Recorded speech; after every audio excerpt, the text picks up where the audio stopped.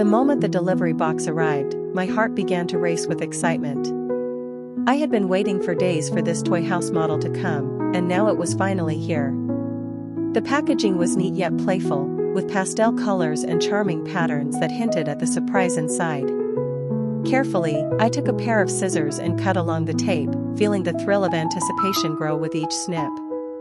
As I lifted the lid of the outer box, a burst of soft tissue paper and protective bubble wrap greeted me. Tucked safely inside was the toy house model, more beautiful than I had even imagined from the pictures online. The house itself was enclosed in a transparent display case, allowing me to see its delightful details before even touching it.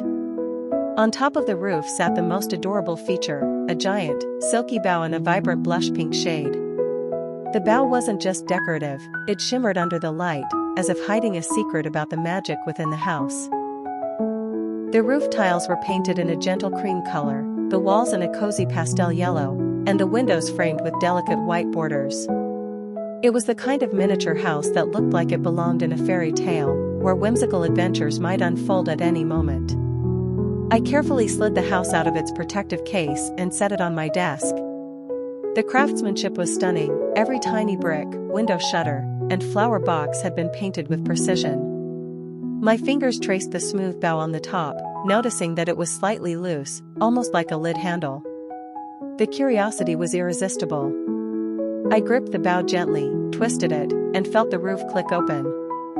The top lifted away smoothly, revealing the surprise hidden inside. There, nestled in a cozy living room scene, was the cutest little family of toy mice I had ever seen. The parents stood side by side, wearing miniature clothes stitched with incredible detail. The father in a tiny blue vest and brown trousers, the mother in a flowing pink dress with lace trim.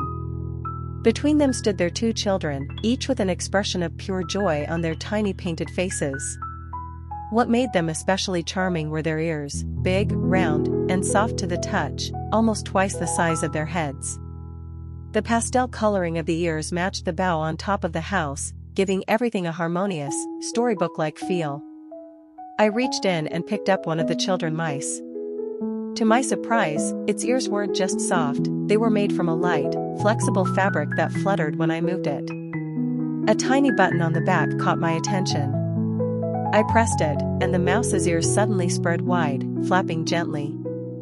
In that instant, the little figure lifted off my hand and hovered in the air, spinning in a slow, graceful circle before floating back down. My jaw dropped. These weren't ordinary toy mice, they could actually fly with their ears. One by one, I tried the flying feature on each member of the family. The parents could glide gracefully across the room, while the children zipped around playfully, making tiny squeaky sounds as they moved. It felt like I had just opened a door to a magical world, right here in my living room. The house itself seemed to encourage this fantasy, its design was not just for display. The walls could swing open like dollhouse panels, revealing fully furnished rooms inside. There was a miniature kitchen with dishes no bigger than a grain of rice, a dining table set for four, a bedroom with soft fabric blankets, and even an attic full of tiny boxes and pretend treasures.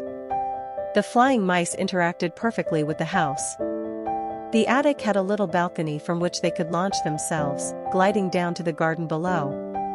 The living room had a ceiling hook that allowed them to dangle and twirl, as if playing a game.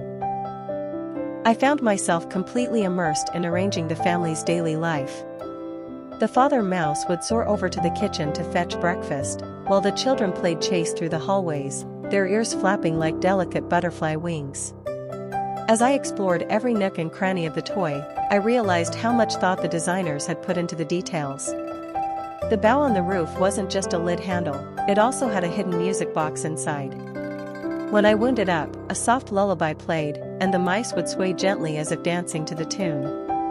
The melody seemed to bring the whole miniature world to life, turning my desk into a stage for tiny, heartwarming adventures.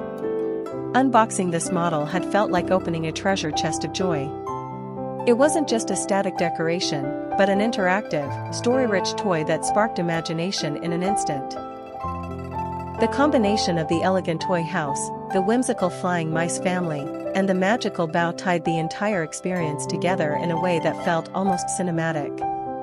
Even after hours of playing, I kept discovering new details: a secret trapdoor under the rug, a hidden letter in the mailbox, and a tiny swing in the backyard that perfectly fit the baby mouse. This toy house with its big bow had turned an ordinary afternoon into a magical journey. It reminded me that sometimes, joy doesn't come from something grand or expensive, but from a small, thoughtful creation that invites you to dream.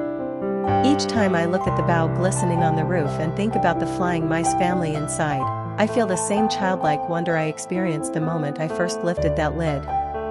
And I know that no matter how old I get, there will always be room in my heart for a little magic hidden inside a toy house.